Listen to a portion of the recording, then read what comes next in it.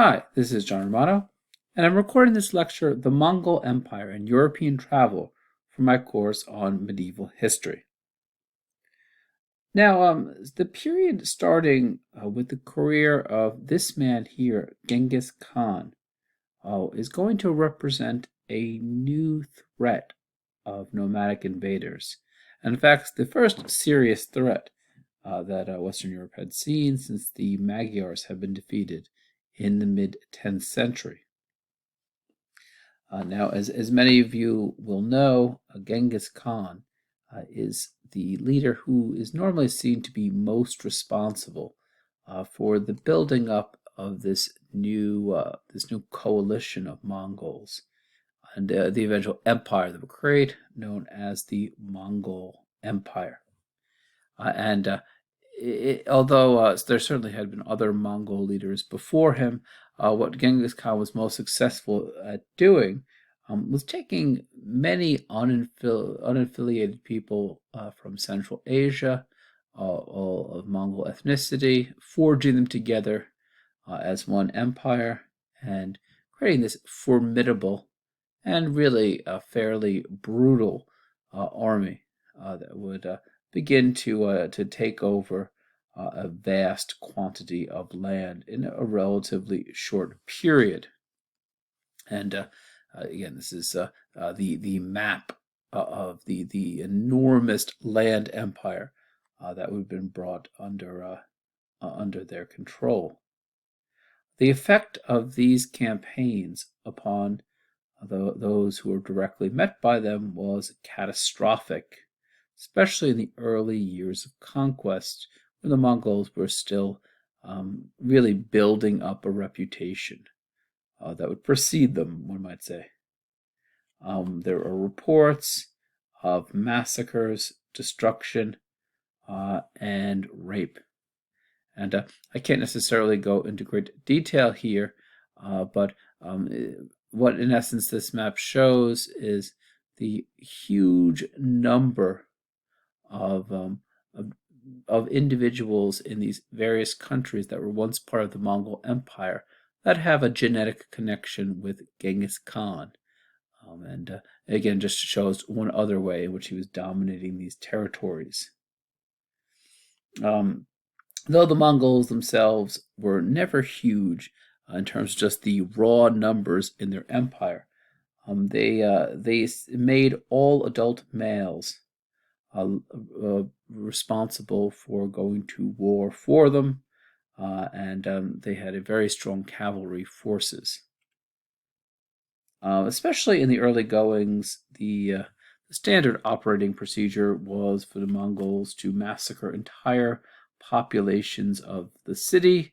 Later on, though, as the conquest went on, they were more than willing to spare those who simply surrendered completely. In fact, that is the route that many people within their later path would take. And what we really see in 1237, a great Mongol army would come under the command of Batu. Batu Khan is sometimes referred to. Khan is simply a name that refers to a general. And Batu was a grandson of Genghis.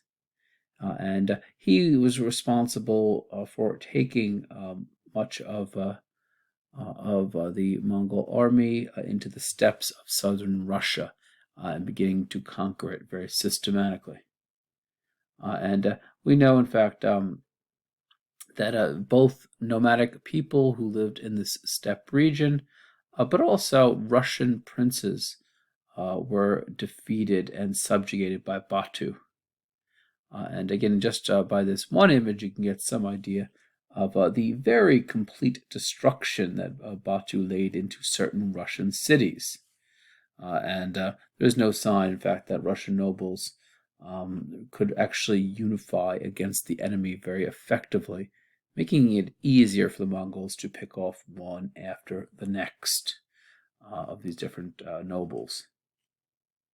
Mongols would then move on to overrun Hungary and Poland, in fact, destroying the armies of the King of Hungary, and then also defeating a combined force of both Polish knights and the Teutonic knights, which, as we had said previously, had been so systematic in extending their authority into, for instance, the Baltic states. The army of the Mongols, in fact, would make it all the way to modern-day Austria. And while Batu Khan heard that his uncle, the highest Khan, the Great Khan, had died, he had to make a decision. His men were in the process of plundering the eastern shores of the Adriatic Sea. And at the time, though, it was not enough to just have people claim that you were the rightful emperor in absentia. You had to go actually and take part in the contest for succession yourself. And so he ultimately decides that he is not going to go ahead and have an invasion of Western Europe. We also, again, this is speculation. At least some people think that Batu Khan was not necessarily interested in staying in Hungary because we don't think that there was enough land to permanently sustain, especially the horses, the grazing territory they needed for the number of horses that they had. Or really even to manage to have enough food to sustain the Mongol warriors either.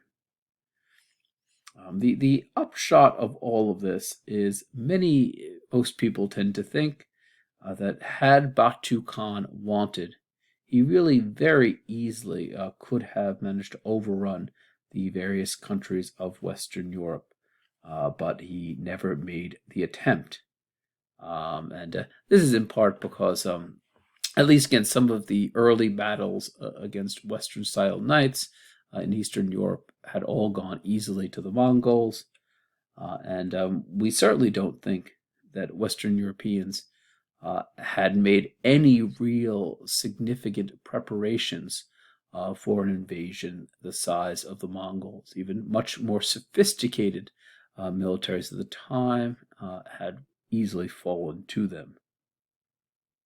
The army would in time retire to the Russian steppes, and they would establish a Mongol state, which is normally known as the Golden Horde. You can see a map of it here. The term Golden Horde might actually refer to the tent of the Great Khan, where it got the name of this particular empire. We think that as a whole, the Mongols will tend to really withdraw from Hungary and Poland, although they will continue to dominate the Slavs of southern Russia. And this is an area we think that in many ways was quite hospitable to the Mongols. There was rich pasture land for them to be able to graze their horses. They were also able then to continue to dominate certain caravan routes, which added to their money as well. As you can see here, too, the Mongols also will end up extending themselves into the Middle East, starting in the mid-13th century. And there were many stages of this, but perhaps symbolically speaking, the worst blow for the Muslims of the time was when the Mongols broke into the city of Baghdad. The city that really, because it had been the capital city of the Abbasid Caliphate, had been one of the richest cities in the world, both culturally speaking and just in terms of the amount of goods they had at their disposal.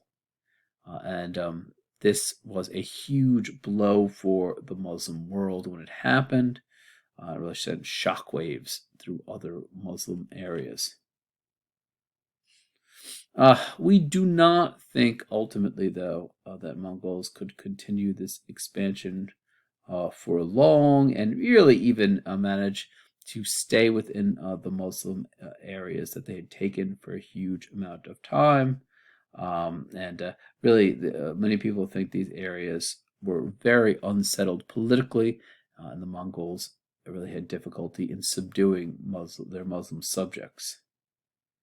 Um, we think that and eventually, what we're going to see in effect, and you can see here with this map, is that many of the areas of what had once been a unified Mongol empire are going to break up.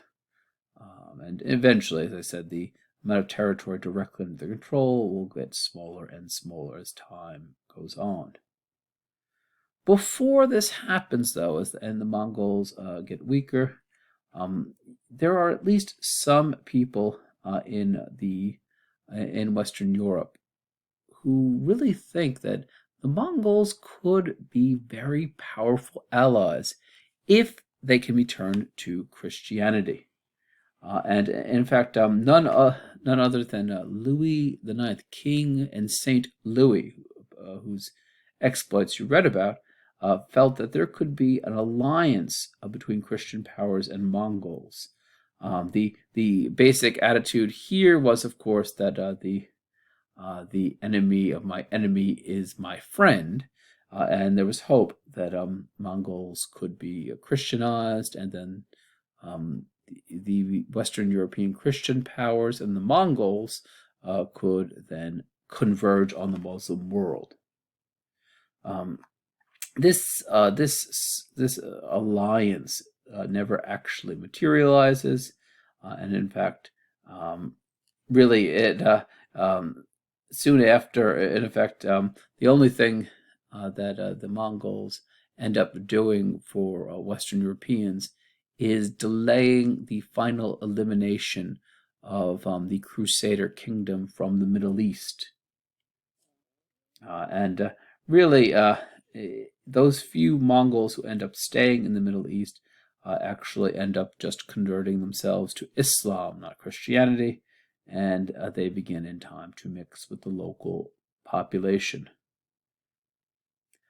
What this means as a whole is that most of the Western European Christians did not actually ever have to deal with a full-on Mongol invasion. And so most of the interactions they had with the Mongols, I should say, were mainly peaceful in nature. So what then were some of the effects of this kind of interaction with the Mongol world? What were some of the side effects of the travel that some Europeans did to reach Mongols? Well, to get some sense of this, it's first important to take a step back and get some idea of what the world looked like from the perspective of a Western European in this period. And this is it right here. This was the basic model of a map that most learned Western Europeans would have had in mind. A map that you can see is a circle on the top, where the northern part was Asia. On excuse me, on the left side was Europe on the bottom, and then on the right side was Africa. This is sometimes referred to as the TO map, after the T here and then the O around the center. And this is their basic standard attitude of what the map looked like. To give you some more detailed maps, you can see here, this is just one famous manuscript with a medieval map, which you can see, of course, just how tied together religion is with their conception of the world. And in fact, one thing you may not note is that at the very top, you have an image of Adam and Eve here. And on top of that, in the center of the map, this is the holy city of Jerusalem, the center of the world according to the Bible.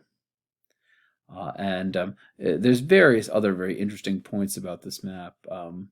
that I can't really point out, but it is fair to say that with most medieval maps, you couldn't actually get anywhere by using them.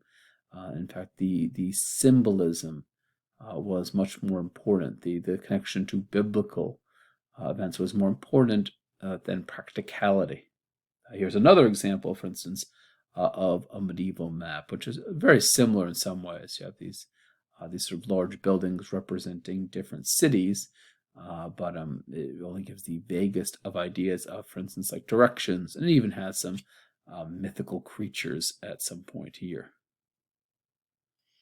After increasing contact with especially the Mongols, but others in the east, we begin to see that Europeans become more and more increasingly interested in the value of maps to get different places.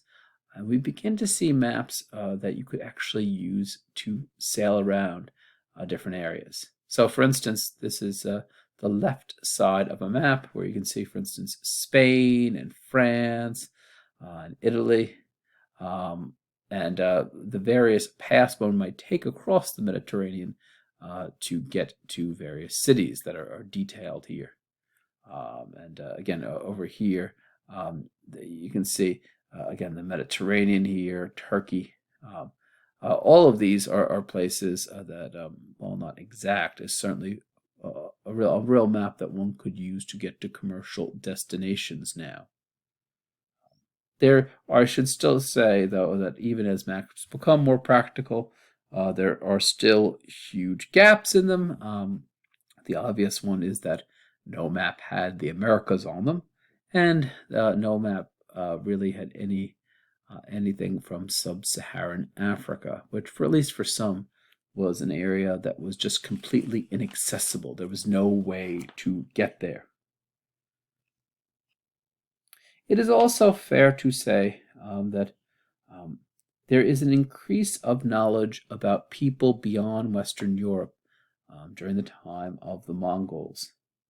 And in fact, until Western Europeans begin to set out to Asia to interact with Mongols, you will still see really all sorts of prejudices or fantastical ideas, some of which had held since classical time, about these kind of fabulously strange people who lived in the East.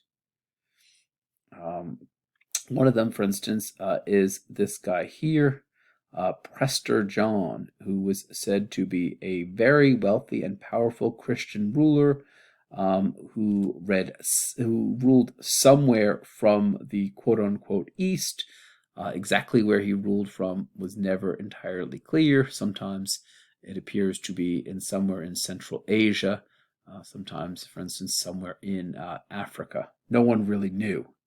But he is referred to as a Prester because, in addition to being a great emperor, he also was a priest. And he was Christian, although he lived far away from most other Christians.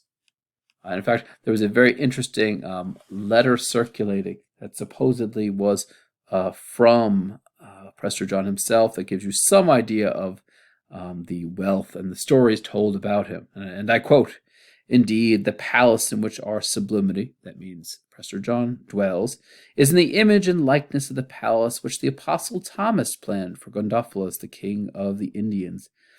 And the buildings and are similar in all ways to that palace. The paneled ceilings, beams are all made of acacia. The roof of the same palace is of ebony, so it cannot be burned. Indeed, at either end of the palace, above the roof bridge, are 2 golden apples, and each of these are 2 carbuncles, so that gold shines in the day and carbuncles sparkle at night. The larger gates of the palace are made of sardonyx, inlaid with serpents' horns, so that no one is able to enter secretly with poison. The other are of ebony, and the windows are of crystal. The tables are of amethyst. The columns are of ebony." And so on and so on. This is just a fabulous description of just the huge wealth that they had. I'll just read just one last part here. I like Our bed is of sapphire on account of the stone's virtue in chastity. We have the most beautiful women, but they do not come to us except 4 times a year for the purpose of procreating children, and thus sanctified by us, as Bathsheba by David, each one returns to her palace. Again, this does not describe a real monarch ever, but it gives you some idea of these fantasies of a ruler who supposedly was somewhere in the East. In addition to this supposed ruler, many people thought that there were monsters who lived, quite literal monsters who lived somewhere in the East, in East Asia. And you can see a selection of these cyclopses, people who had no heads, people who have extremely big ears, people who have 1 foot. Here's the dog-headed people. Really, initially, you can imagine the surprise when people begin to get some reports in Western Europe about the Mongols, because they really had no idea of how they fit into this picture of the people, the weird people who supposedly lived in the East. Really, when some people begin to strike out to meet Mongols, they actually begin to dismiss some of these stories about monsters that have been circulating for a long time, saying, I've found no evidence of it. So they were willing to get rid of these stories that, of course, to us have always seemed a little bit absurd. Now, I mentioned to you about Prester John that they did feel that somehow there was a Christian presence in the East, and perhaps the most important evidence of this came from legends that used to circulate about the Apostle Thomas. And in effect, this is the same doubting Thomas who was the apostle of Jesus, who was said to have had a very long career after the events recounted in the Gospel. That, for instance, he went to India. And in fact, as you can see, by the way, still today, the apostle Thomas is venerated in certain parts of India. It was said that he arrived there and then he converted people. And then it was said, of course, that he, of course, had been the wellspring of bringing Christianity to the East more generally. And we do know that there were definitely Christians in some of these territories between Eastern Europe and China in Central Asia. The communities were few, the Christians were scattered, and these were often from branches of Christianity that were really thought of as being heretical in the West. So Christians who were known, for instance, as Nestorian Christians, who did not believe that there was a very strong union between the human and divine sides of Jesus. This church actually has a presence in this area, although really the group had died out entirely in Western Europe. Although they knew of these Christians, we do think that some in Western Europe did see this territory where the Mongols resided as being a vast new missionary ground. And we know the mendicant orders, both those people of the Franciscan and the Dominican order would be sent to them. Although they really meet with very little success as they do so, in part because, especially again, groups that were really known for their ability to speak, they could not preach in any of the native tongues. And some people think that one of the main things that these missionaries do is bring back an idea of Mongol strength and capabilities in the battlefield. But we do think that at least when it came to the Mongols, they had a very close integration between politics and religion. And in fact, it annoyed them to some degree that there were Christians who would refuse to venerate statues of the great Khan. And in fact, some of the early Christians actually end up being martyred rather than doing this. And the Mongols will, in time, soften their position on this requirement. So, who were some of these different missionaries who start out to the east? Well, one of these men is known as John of Monte Corvino, shown in a later image here. John was born in Italy and had really something of an interesting career before becoming a missionary. At different points, he had been a knight, a judge, and a doctor. He had received a good university education, and then he decided to join the order of the Franciscans. And the Pope will actually choose him to be a leader of these missionary efforts in Mongol territories in the Middle East. And then eventually he's going to move further abroad to Armenia, to India, and then China itself. And from John's own old account, along the way, he appears to have baptized hundreds of people. And in the Mongol capital, he will actually build a church and a monastery as well. And within this monastery, 30 children who had been ransomed from slavery would end up being the monks. And we see John also begins to translate and copy different biblical and liturgical books, but he himself would celebrate the Mass in Latin. But we do think that at least some of these Western European missionaries, like John, would run into competition from Christians, native Christians who had already had a presence there. Eventually, John would be made into an archbishop, and in fact, another, which is strange because there were barely any Christians there, but another bishop would be sent to work with him. And in effect, we think that John does attract some donations by both those who are newly converted to Christianity and also certain merchants who come from the West. Another of these men who we know set out during this period is a man known as Odoric of Pordenone, Odoric is a Franciscan missionary who also was charged by the Pope to do missionary work in the East. He ends up reaching India. He recovers certain Franciscans who had been martyred for their belief previously, recovers their bodies, and he preaches then in Mongol territory as well. Again, here's a later image of him. Yet another of these very interesting figures who sets forth into the east is a man known as William of Rawbrook.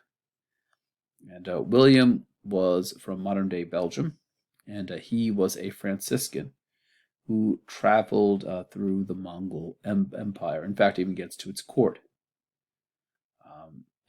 Interesting enough, tying into what we've seen earlier, he actually once went on a crusade with Louis IX, and then he decided that he wanted to, in the service of the king, go on a missionary journey to the Mongols, which really, in some ways, ran into significant problems. He didn't.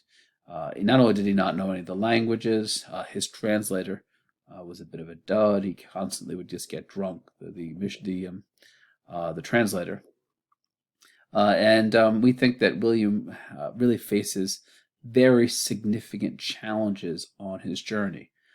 He is freezing to death because he didn't bring enough clothes with him, and at least for the position of the Mongols, he does poorly because he never has any gifts to give to people. That's anticipation if you're going to travel through their territories. Eventually, William would be given an audience by the Mongol Khan, and for a period of time would actually live among the Mongols. but they really were totally suspicious of his journey. They suspected, in effect, that he might be a spy, and that actually may not be far from the truth. In the end, in spite of all the other failures of his journey, William would provide a very detailed account of Mongols' life and military capabilities to Louis IX. And in fact, William, just by the many mistakes he made then, was able to provide a very good roadmap of how better to visit the Mongols, what you were supposed to do. We also know that many people begin to get in contact with the Mongols to be able to practice diplomacy. Again, especially since when Western Europeans didn't know if this storm of the Mongols was going to hit them, better to get in good with them. And just one example of this is this man pictured in a much later image here, John of Plano Carpini. John was an Italian, a Franciscan, and in fact, as a Franciscan, he actually knew Saint Francis himself. And before he ended up taking any trips to the East, he had actually promoted Franciscans in Scandinavian and Eastern Europe. John was an experienced man. He knew Scripture inside and out, and in part because of these reasons, he was chosen to bear letters to Russian princes to invite them to unite with Rome in their churches. And then eventually it would also be sent to the Mongols to, in essence, to propose a non-aggression pact and to expound the Christian faith to them. And he actually ends up being present at the coronation of this man, Guyuk Khan, and he ends up meeting his Guyuk Khan's advisors, including certain Christians. And he turns over then a letter of Pope Innocent IV to Guyuk Khan. And really, in essence, what the Pope wanted this Mongol leader to do was convert to Christianity, and then, of course, to be on peaceful terms with Western Europeans. But it is very clear from the response of Guyuk Khan that he basically associated Christianity with weakness, and he told the Pope to immediately surrender to him with all the rest of the armies of Western Europe as soon as possible. He didn't even have any idea of who the Pope was meant to be in the first place. He also felt that it was obvious to him that God had already blessed him, or else he would never have been able to do all the things that he had done so far. So he didn't need any special blessings from the Pope. And eventually another letter of a similar nature will be sent to Louis IX. And again, it is likely that these kind of journeys, again, really give us some idea about what the Mongols were like, rather than really much useful diplomacy. One of the very interesting diplomatic journeys occurring in the other direction is when this one ambassador of the Mongols, known as Sauma, would end up traveling from the Muslim-dominated territories. So when Mongols had the Muslim world, and he would travel to Western Europe. And the reason we know so much about Sauma's journey is that he actually wrote down an account of his personal journey, and during which, for instance, he would meet with the current Pope and the kings of France and England. And in fact, probably some of the most interesting things about Sauma's travelogue are the religious aspects of his journey. I saw various relics, for instance, in Western Europe. He attended certain liturgies during Holy Week in Rome. And really, he provides some very interesting observations about Western Europe at the time. So for instance, at one point he actually witnesses a battle between two different Western European combatants, and he's shocked to find out that it doesn't seem like these soldiers would attack civilians, which for someone coming from the Mongol world, that was a weird thing not to do. And we also see Sauma will travel to the University of Notre Dame in Paris, and we'll just be shocked at how many people are carrying out research on Christian topics there, which is very different from what he was accustomed to. And because, in fact, Sauma himself was one of these Eastern or Nestorian Christians. He was both a priest and a monk, and he was used to really these teeny little Christian communities. Interestingly enough, because of this, Sauma was actually allowed to perform his ritual of the Mass both in Rome and before the King of England. And in spite of the fact that, in fact, he was, in their eyes, a heretical Christian, he was still allowed to do this, meaning that, in fact, they were fairly tolerant religiously to his difference. Sauma's main mission, which I've not even discussed so far, was again some of these leaders of the Mongols also at some point suggest an alliance between Western Europeans and them. It does not happen for this time either, so it never really does. We also think that some of the other sort of interactions that increased with the East as the result of the Mongols are an increase in trade, which benefits traders, merchants from around the world almost, but really in some ways it means that some of, especially the Silk Road and other paths in and out of China are far more peaceful or more controlled by the Mongols than they had been for a long time. And in some cases, this means now that Western Europeans are actually themselves going through these paths. But even more often, we see, for instance, that certain Muslim and Jewish intermediaries who had very long traditions of trading at great distances really now can sometimes bring back certain goods much more easily than before to people in Western Europe. And again, we're especially talking about when we're talking about trade between the East and the West. We especially usually mean luxury items. Think about things like silk, spices, precious metals, jewels of certain kinds. It had to be worth enough to be able to travel at such long distances. Another thing, of course, that comes to these very same Jewish and Muslim intermediaries are often some of the innovations of the East, like paper, printing, the printing press, gunpowder.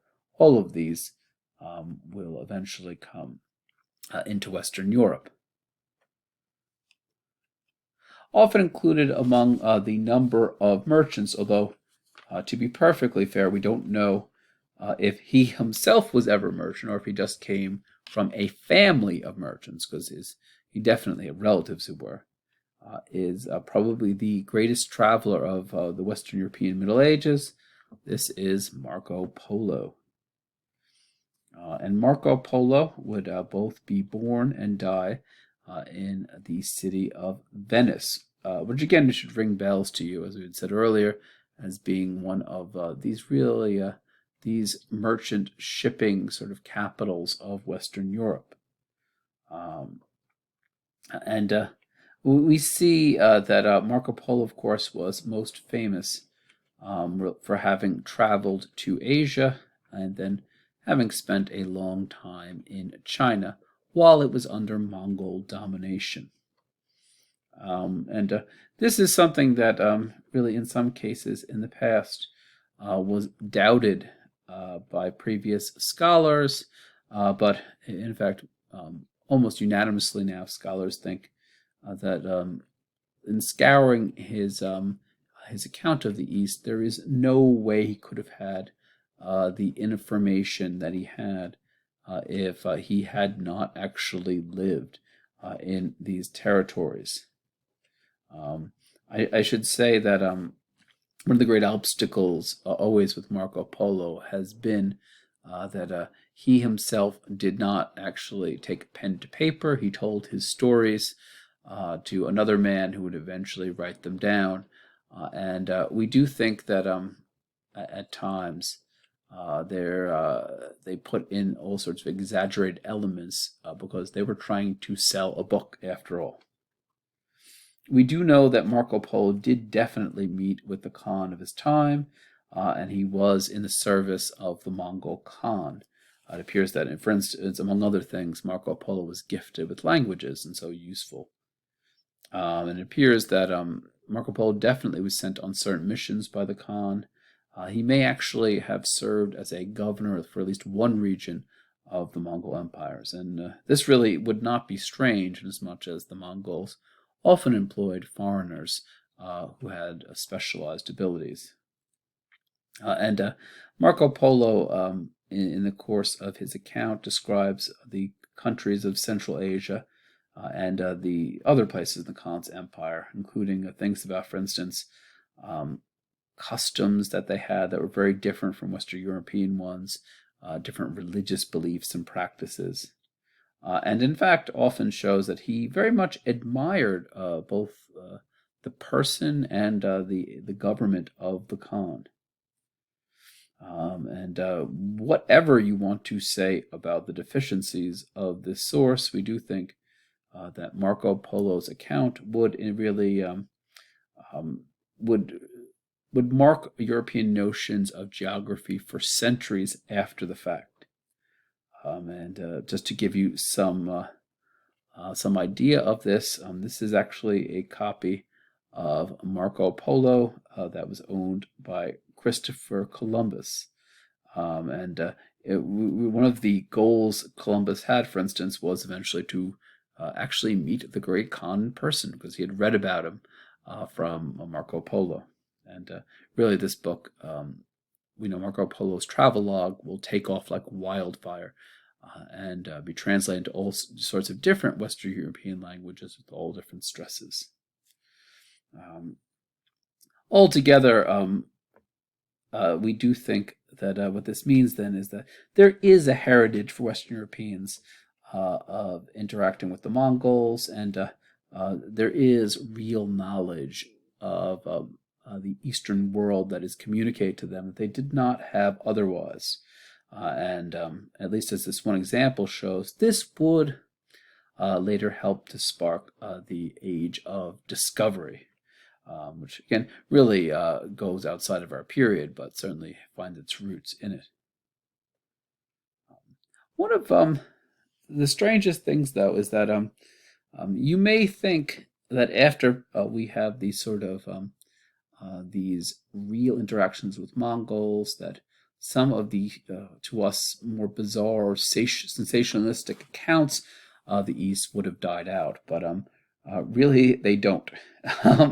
And sometimes even people we really know had traveled into the East, their accounts would end up getting mixed up with very sensationalistic, lurid accounts that still help to keep alive this sense that there was something very weird about the East. And so those stories about monsters that I told you continue to be told. And certain sources like This is John Mandeville, which appears to be a pseudonym for this very famous English account of someone who supposedly travels to the east. Most people think he traveled no further than his local library, but he created this account that became very widely read, and really helps to spread this sense of the bizarre customs of the quote-unquote East. That, for instance, there are ideas about there are cotton plants in the East that have, you can see, actual lambs on them. Also that there's all sorts of bizarre practices in the East. People there, as you can see here, practice things that were unthinkable in Europe, like cannibalism, and that they have a strange deal of sexual freedom. They worship idols still, for instance, or just that they had bizarre wonders, like, for instance, they talked about the pyramids in Egypt being granaries that were used rather than their actual purpose as burial chambers that no one knew at the time. Here is just one image of the so-called sexual license supposedly practiced in the East. What this means then, and again, some of the monsters and strange creatures that supposedly existed in the East. So, in effect, even after this brush with the Mongols, we still get this sense that there is a quote-unquote exotic Orient. So this is still even mixed in with sometimes with works and with people who actually knew better, who had been there. All right, that's it. Thank you.